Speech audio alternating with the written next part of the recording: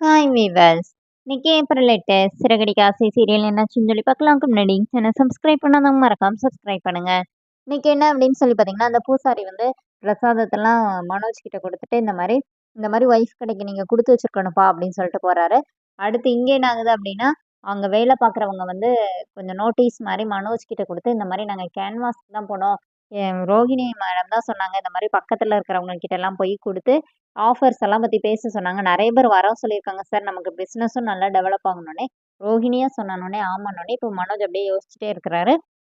இங்க என்ன ஆகுது அப்படின்னா, வித்யா வந்து ரோஹிணி கால் பண்றாங்க. ரோஹிணி கால் பண்ணி என்னடி ஆச்சுன்னோனே, நான் நெனச்சத விட இங்க நெலைமை இதாயிருச்சே.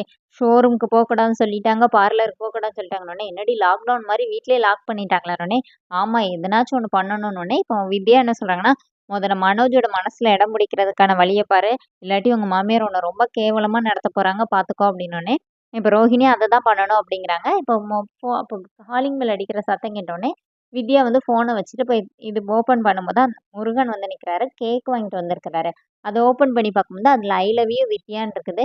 நீங்க என்ன பதில் சொல்லப் போறீங்கன்னு சொல்லி தெரிஞ்ச பிறகு தான் எனக்கு நீ ஹேப்பி பர்த்டேயா இல்லையான்னே தெரியணும்னே, அதுல கரெக்ட்டா லவ்வ மட்டும் கட் பண்ணி வித்யா வந்து அவர் கையில குடுத்தோனே, அவர் அப்படியே சந்தோஷத்துல என்ன பண்றதுன்னே தெரியலன்னு சொல்லிட்டு 2 பேரும் அந்த மூமெண்ட்ட வந்து என்ஜாய் பண்றாங்க.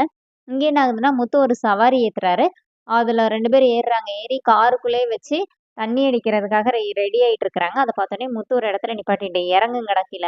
ஒழுங்கு மரியாதை ஓடிருங்கன்னு" சொல்லிட்டு சத்தம் போடுறாரு. அப்ப அவங்க வந்து, "நாங்கன்னா யார் தெரியுமா? சிட்டியோட ஆட்கள்னோனே." "ஓ! நீங்க சிட்டியோட ஆட்களா? ஐயோ! இது தெரியாம போயிருச்சேனே. கொஞ்சம் தூரம் வெளியில போன மட்டும் பாட்டில் ஓப்பன் பண்ணுங்க. இப்போதைக்கு ஓப்பன் பண்ணிறாதீங்கன்னோனே." "ஏன்?" அப்படின்னோனே, "இங்க டிராஃபிக்கா இருக்கும். போலீஸ் நிப்பாங்க. கொஞ்சம் ஏறுறீங்களா? நான் உங்கள எங்க கொண்டு போய் கவனிக்கணுமோ, அங்க கூட்டிட்டு போய் கவனிக்கிறேன்னு" சொல்லிட்டு நேரா முத்து வராரு. இங்க என்ன ஆகுதுன்னா, சிட்டி வந்து சத்யாவ கூப்பிட்டு வச்சு, "இங்க பாருடா! உன்ன எக்ஸாமே எழுத விட மாட்டேன். என்கிட்டயே வந்து வேலைக்கு சேருங்கிற" மாரி மிரட்டிட்டு இருக்கிறாரு.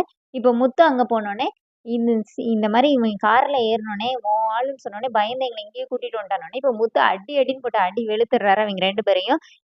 அவனே ஒரு இது, "அவனுக்கு நீங்கன்னா ஒரு அல்ல கைங்களாடா" அப்படின்னு சொல்லிட்டு, இன்னும் 2 பேர் அங்க நிக்கிறாங்க. அவங்க வந்து முத்துவ அடிக்க வராங்க. உடனே முத்து ஒரு பார்வை பார்க்குறாரு. அன்னைக்கு வாங்குனது பத்தலையான்னோனே, அவங்க 2 பேரும் ஒதுங்கிக்கிறாங்க.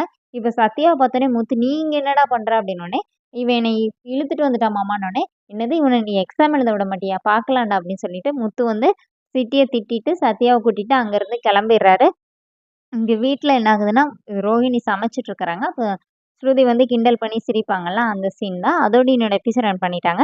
நாளைக்கு என்ன அப்படின்னு சொல்லி பார்த்தீங்கன்னா, மனோஜ் வந்து ரூம்ல படுத்திருக்கும்போது, ரோஹிணி பக்கத்துல போய் உட்கார்றாங்க. அவர் எந்திரிச்சு பாய், தலகாணிலாம் எடுத்துட்டு வெளியில வர்றாரு.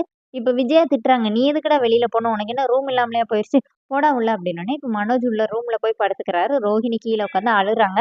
அதோட என்னோட எபிசோட் ரன் பண்ணியிருக்காங்க. Thank you.